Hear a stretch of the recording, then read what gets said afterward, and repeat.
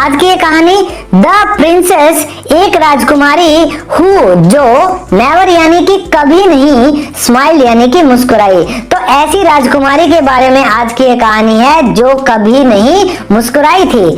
First para first line, long ago, बहुत पहले, इन a kingdom, एक राज्य में, फार अवे यानी कि बहुत दूर, देयर लिव्ड अ प्रिंसेस, वहां रहती थी एक राजकुमारी, हु नेवर, जो कि कभी नहीं, क्या नहीं किया उसने कभी भी, स्माइल यानी वो कभी नहीं मुस्कुराई। द किंग, जो राजा थे, एंड द क्वीन, और जो रानी थी, ट्राइड, तो ट्राइड होता है कोशिश करना, उन्होंने क्या किया, कोशिश की, एवरीथिंग यानी कि सब कुछ, पॉसिबल यानी कि जो भी संभव था, क्या करने के लिए, टू मेक हर हैप्पी, उन्हें खुश करने के लिए, किसे, राजकुमारी को।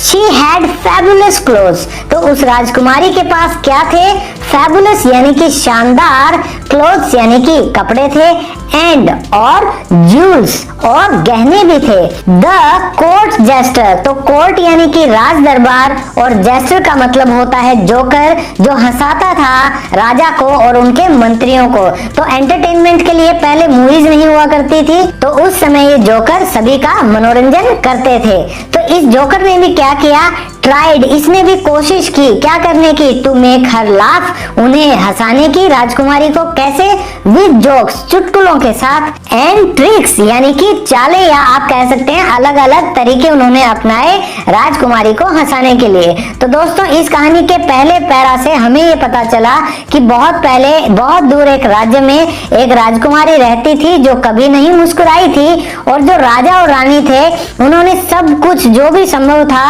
वो कोशिशें करके देख ली थी उन्हें खुश करने की। उनके पास शानदार कपड़े थे और गहने थे, और जो दरबार का जोकर था उसने भी बहुत कोशिश की उन्हें हंसाने की अपने चुटकुलों से और अलग अलग तरकीबों से, लेकिन वो नहीं हंसी। नेक्स्ट पैरा, देन, तब, दे कॉल्ड, उन्होंने बुलाया, किसको, द चीफ मेडिसिन मैन। तो दोस्तों, चीफ होता है प्रमुख, मेडिसिन मैन उस समय कहा जाता था वैद्य को। तो उन्होंने जो प्रमुख वैद्य जी थे उनको बुलाया, जिनको जानकारी होती थी मेडिसिन की, एंड आस्क्ड, और पूछा, हिज ओपिनियन, उनकी राय के बारे में कि कहीं कोई केमिकल लोचा तो नहीं है हमारी बेटी के साथ। ही ट्राइड, तो ये जो चीफ मेडिसिन मैन थे, या आप अब इन्हें वैद्य कह सकते हैं, तो इन वैद्य जी ने ट्राइड, इन्होंने भी कोशिशें की, ऑल द मेडिसिन, सारी दवाइयों के साथ, एंड हर्ब्स, और जड़ी बूटियों के साथ, ही न्यू अबाउट, तो जिनके बारे में ये जानते थे, इन्होंने भी सारी कोशिशें की, बट, लेकिन, स्टिल यानी फिर भी, लेकिन फिर भी, the princess did not smile, ये जो राजकुमारी थी ये नहीं मुस्कुराई। तो इन 3 लाइनों में अब हमें ये पता चल रहा है कि अब राजा को टेंशन होने लगी, तो उन्होंने प्रमुख जो वैद्य जी थे उनको भी बुलवा भेजा और उनकी राय जानी, और उन्होंने भी अपनी सभी दवाइयां, सभी जड़ी बूटियां, जितना भी वो जानते थे, सारी आजमा ली, लेकिन फिर भी जो राजकुमारी थी वो नहीं मुस्कुराई। Next para, the vizier said, तो दोस्तों यहाँ पर हम विजियर बोल रहे हैं इंग्लिश में, हिंदी में हम इसको कहते हैं वजीर। तो पहले जो राजा के दरबार में मुख्यमंत्री होता था,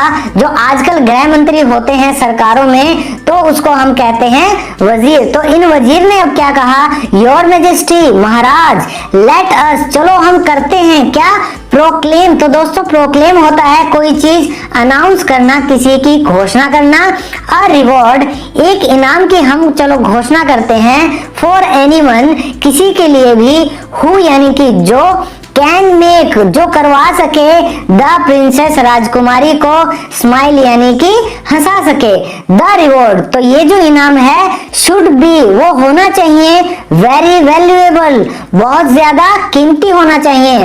तो अब इस 3 लाइनों में क्या हुआ, वजीर जो है महामंत्री वो पिक्चर में आ गए हैं, वो महाराज को कहते हैं, राजा को, कि महाराज चलो हम घोषणा करते हैं कि इनाम की, उसके लिए जो करवा सके राजकुमारी को स्माइल यानी कि हंसा सके। तो और ये जो इनाम है ये क्या होना चाहिए, बहुत कीमती होना चाहिए।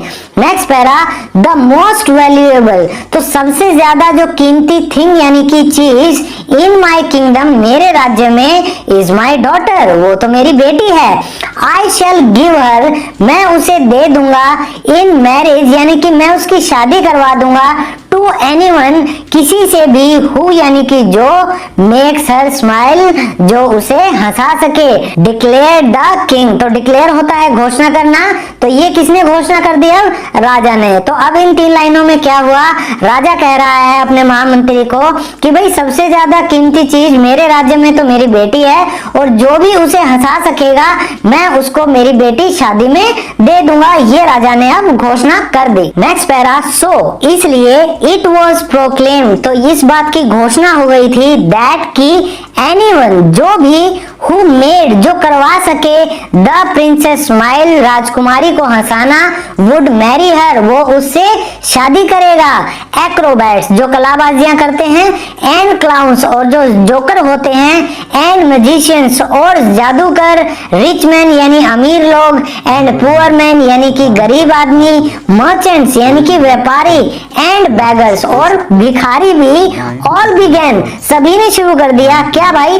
टू थिंक, सोचना, किस बारे में? ऑफ मैरिंग, शादी करने के बारे में, द प्रिंसेस, राजकुमारी से, एंड, और प्लान यानी कि अपने अपने तरीके से उन्होंने योजना बनाई, ऑल काइंड, सभी तरह की, ऑफ थिंग्स यानी चीजों के बारे में, क्या करने के लिए? टू मेक हर स्माइल, राजकुमारी को हंसाने के लिए। तो इस ऊपर वाले पैरा में हमें पता चला कि अब पूरे राज्य में हो गई थी घोषणा कि भाई जो भी राजकुमारी को स्माइल करवा देगा उसके साथ उसकी शादी हो जाएगी। तो जो भी कलाकार थे, कलाबाज थे, जोकर थे, जादूगर थे, अमीर आदमी, गरीब आदमी, व्यापारी, भिखारी, यानी कि सभी ने शुरू कर दिया था राजकुमारी से कैसे शादी करें ये सोचना, और सभी ने योजना भी बनानी शुरू कर दी थी सभी तरीकों के बारे में कि किन तरीकों से राजकुमारी को हम स्माइल करवा सकते हैं। नेक्स्ट पैराग्राफ, समवन, कोई, ब्रॉट, तो ये ब्रिंग की सेकंड फॉर्म है, ब्रिंग होता है लेकर आना,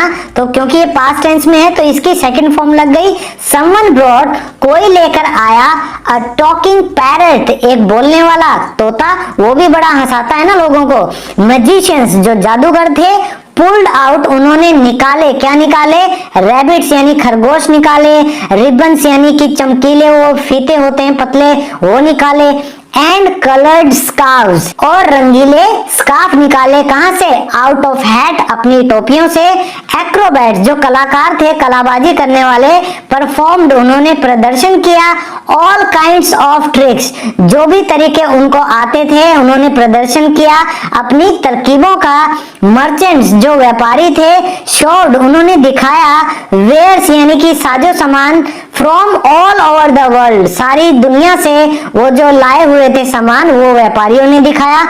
इट वॉज वो क्या था? अ नेवर एंडिंग, कभी ना खत्म होने वाला, स्ट्रीम यानी कि लाइन लगी पड़ी थी, तांता लगा हुआ था, किन चीजों का? डैजलिंग थिंग्स, चकाचौंध करने वाली चीजों का, एंड शोज, और तमाशों का। बट लेकिन द प्रिंसेस, जो ये राजकुमारी थी, डिड नॉट स्माइल, ये फिर भी नहीं मुस्कुराई। तो दोस्तों इस पैरा से हमें ये पता चल रहा है कि अब हर कोई कोशिश कर रहा है अपने अपने तरीके से। कोई बोलने वाला तोता लेकर आता है, जो जादूगर हैं वो खरगोश निकालते हैं, पतले फीते निकालते हैं, और रंग बिरंगे स्कार्फ निकालते हैं अपनी टोपियों से, और जो कलाबाज हैं वो हर तरीके से अपने आप को प्रदर्शन करके दिखाते हैं, परफॉर्मेंस दिखाते हैं। जो व्यापारी हैं वो जो पूरी दुनिया से चारों तरफ से सामान लेकर आए थे कीमती, वो दिखाते हैं। तो ये क्या हो गया था? कभी भी खत्म ना होने वाला एक लाइन लग गई थी चकाचौंध करने वाली चीजों की और तमाशों की, लेकिन फिर भी ये जो राजकुमारी है ये नहीं मुस्कुराई, इन्होंने स्माइल नहीं किया। Next para, there was a young woodcutter, तो वुड कटर होता है दोस्तों लकड़हारा, यानी कि जो लकड़ी काटते हैं उनको हम बोलते हैं would cutter.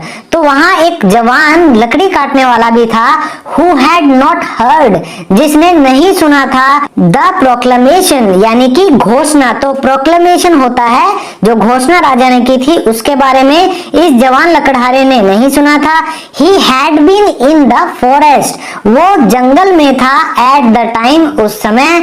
He was an, वो कैसा था? Extremely simple, बहुत ही साधारण था। And foolish fellow, यानी मूर्ख बंदा था। He had not seen, उसने नहीं देखी थी much of the world, ज्यादा दुनिया। तो इन 4 लाइनों में हमें पता चला कि अब कहानी में हीरो की एंट्री हो चुकी है। तो एक जवान लकड़ी काटने वाला जिसने इस घोषणा के बारे में सुना ही नहीं था, क्योंकि वो उस समय जंगल में था और वो बहुत ही साधारण था और थोड़ा सा बेवकूफ बंदा भी था।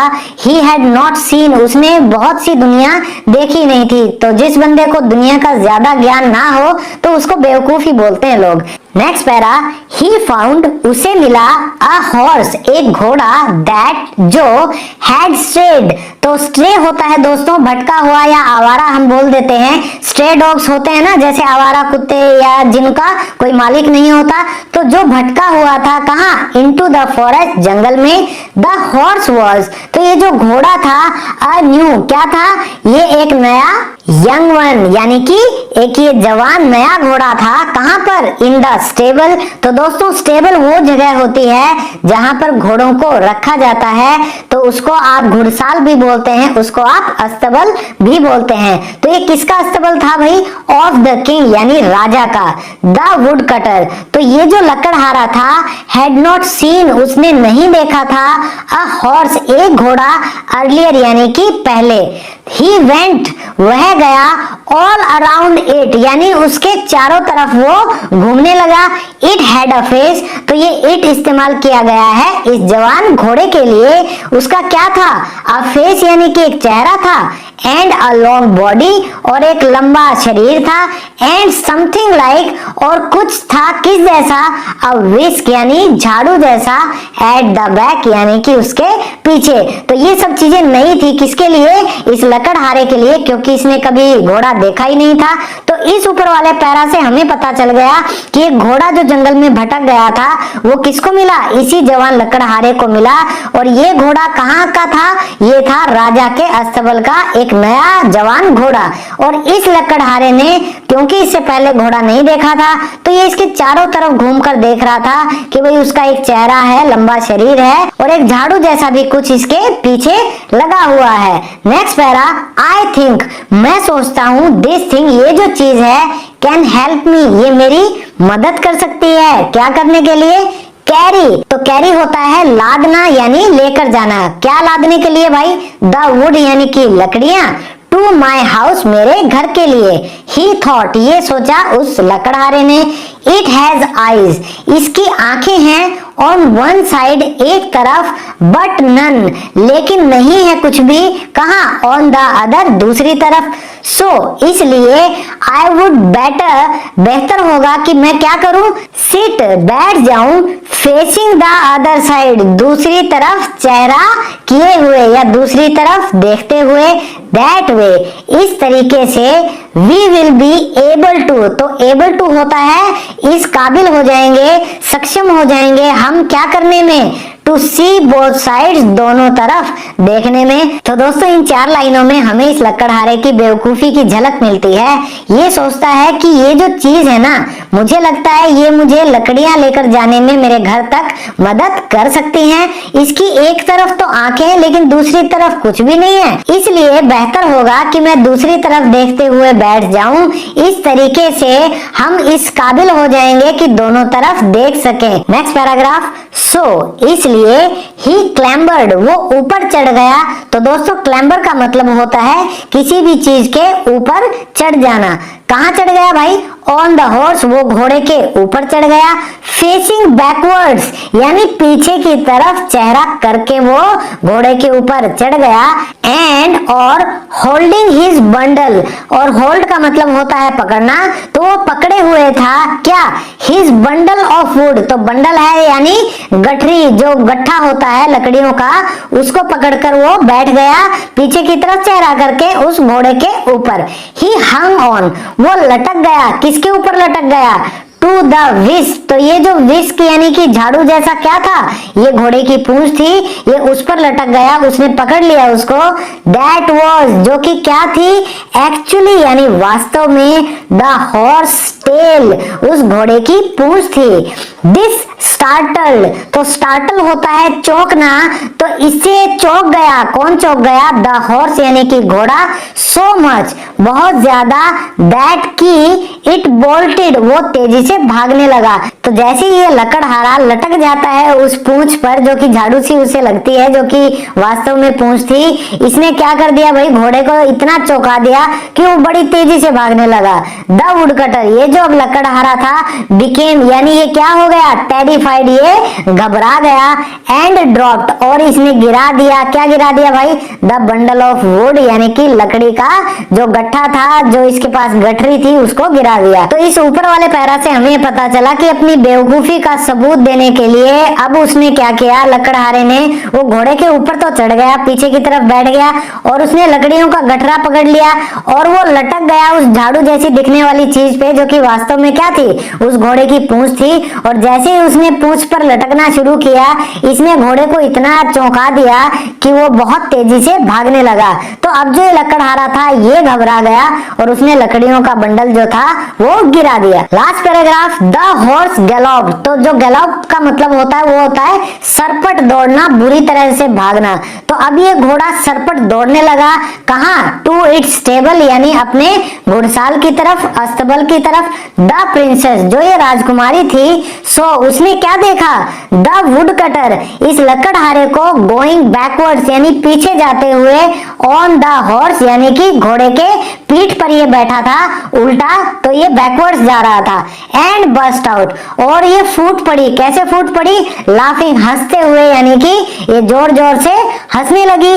The king and the queen, तो ये जो राजा थे और जो रानी थी, वर डिलाइटेड, वो बहुत रोमांचित हो गए, बहुत खुश हो गए। द वुड कटर, अब जो लकड़हारा था, वह समन्स, तो समन होता है किसी को बुलावा भेजना या किसी को बुलवा लेना, तो इसे बुलाया गया, एंड और मच टू हिज सरप्राइज, इसके आश्चर्य से ज्यादा क्या हुआ भाई, ही वॉज मैरिड, उसकी शादी कर दी गई, टू द प्रिंसेस यानी राजकुमारी से। तो दोस्तों इस कहानी से हमें यह पता चलता है कि चाहे आप कितने भी बेवकूफ हो, लेकिन अगर आप सच्चे हो तो आप किसी का भी दिल जीत सकते हो।